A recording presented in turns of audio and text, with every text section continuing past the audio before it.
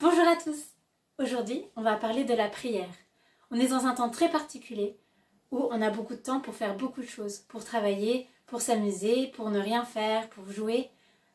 Mais on peut prendre aussi ce temps pour prier, pour se rapprocher du Seigneur. En plus, dans 15 jours, c'est Pâques. On n'a pas trop eu le temps de s'en rendre compte parce que on est confinés chez nous, on ne voit pas vraiment le temps passer, les jours, on ne peut pas les noter. Mais vraiment, dans 15 jours, c'est Pâques. Et on peut prendre ce temps, profiter de ce temps qui nous est donné pour nous rapprocher de Jésus et préparer notre cœur à Pâques. Mais alors, qu'est-ce que la prière? La prière, c'est pas compliqué.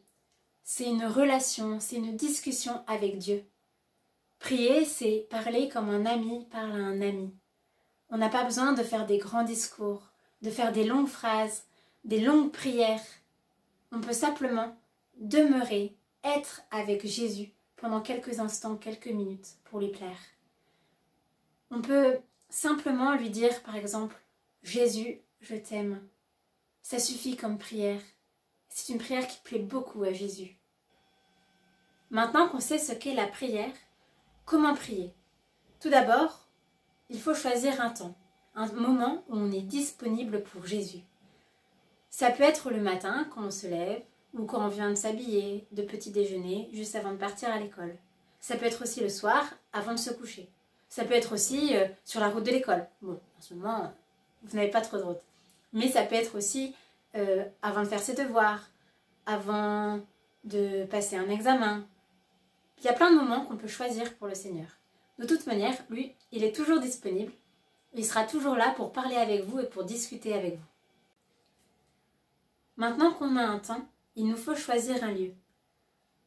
Il est important d'avoir un lieu où on peut être tranquille, où on peut être au calme, se retirer pendant plusieurs minutes pour ne pas être dérangé par les autres. On choisit souvent la chambre. Dans l'évangile selon saint Matthieu, au chapitre 6, verset 6, Jésus dit « Pour toi, quand tu pries, retire-toi dans ta chambre, ferme sur toi la porte et prie ton Père qui est dans le secret. Et ton Père qui voit dans le secret te le rendra. » Donc, on choisit souvent la chambre et dans cette pièce, vous pouvez aménager un coin avec des objets que vous aimez où vous viendrez vous retirer pour prier.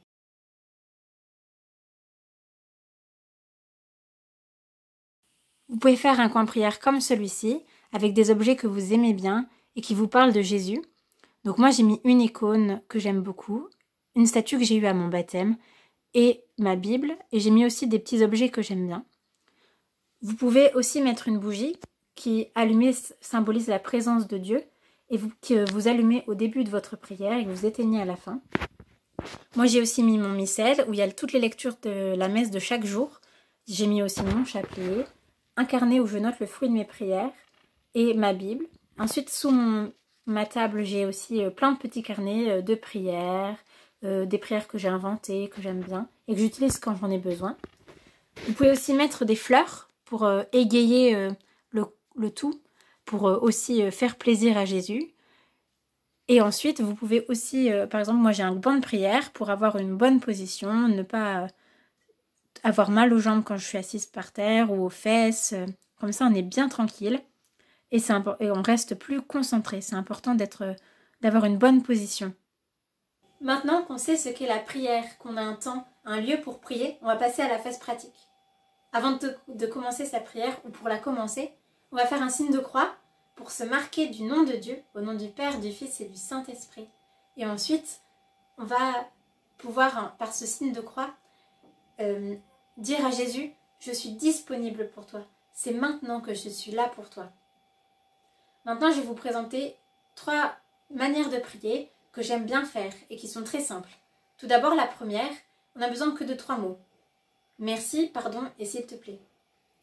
D'abord, on va commencer par se souvenir de toute sa journée. Ben voilà, j'ai commencé par me laver, me lever, par manger. Ensuite, j'ai fait mes devoirs, j'ai travaillé, j'ai joué avec mes frères et sœurs, je suis allée dans le jardin. Voilà, on présente toute sa journée. Et après, on dit bah, merci Seigneur pour tous les belles choses que j'ai faites aujourd'hui. J'ai pu jouer, j'ai pris eu de la joie, du plaisir à jouer avec mes frères et sœurs. Je me suis amusée, j'ai été heureux. Merci Seigneur pour ça. Ensuite, on va demander pardon au Seigneur pour ce qu'on a fait de mal. Bah, pardon Seigneur, me suis disputée avec mes frères et sœurs. On s'est peut-être battus. Ensuite, j'ai pas voulu rendre service. Bon, c'est peut-être pas tout en même temps, mais voilà. On peut demander pardon au Seigneur pour les choses de mal qu'on a faites. Et on peut dire au Seigneur, aide-moi à ne plus les reproduire. Ensuite, la dernière prière, c'est le s'il te plaît. Dans ce s'il te plaît, on peut mettre plein de choses. On peut dire, s'il te plaît Seigneur, demain j'ai un examen, aide-moi à le réussir. Demain, je dois ranger ma chambre, j'ai pas envie de le faire. Mais aide-moi Seigneur à accepter de ranger ma chambre, comme maman m'a demandé. Aussi, on peut prier, surtout en ce moment, pour les malades qui sont dans les hôpitaux, qui souffrent beaucoup, et pour les soignants qui les soignent, qui les aident, pour qu'ils aient beaucoup de force. Alors on peut prier beaucoup pour cela, et demander beaucoup au Seigneur pour cela. Je vais vous présenter maintenant une deuxième prière, qui est aussi très connue, c'est la prière du chapelet. Donc vous voyez, le chapelet, c'est une sorte de grand collier avec plein de perles, avec une croix au bout. C'est une prière de la persévérance, où on va voir Jésus et on dit s'il te plaît, s'il te plaît, s'il te plaît, s'il te plaît. Comme parfois, on va voir nos parents et on leur dit s'il te plaît, s'il te plaît, s'il te plaît, quand on veut aller quelque part, quand on veut un truc dont on a très envie, la dernière chose à la mode, etc. Parfois, il faut insister beaucoup pour que les parents acceptent. Et bien avec Jésus, c'est pareil. Jésus, des fois, il faut insister beaucoup parce qu'on a l'impression qu'il réagit pas, mais alors qu'en fait, il écoute, c'est sûr, mais il faut... cette prière, c'est la prière de la persévérance. Alors d'abord, on a une croix, c'est le je crois en Dieu. Et ensuite, donc là, sur mon chapelet, c'est toutes les perles en blanc. Les perles en blanc, c'est le Notre Père.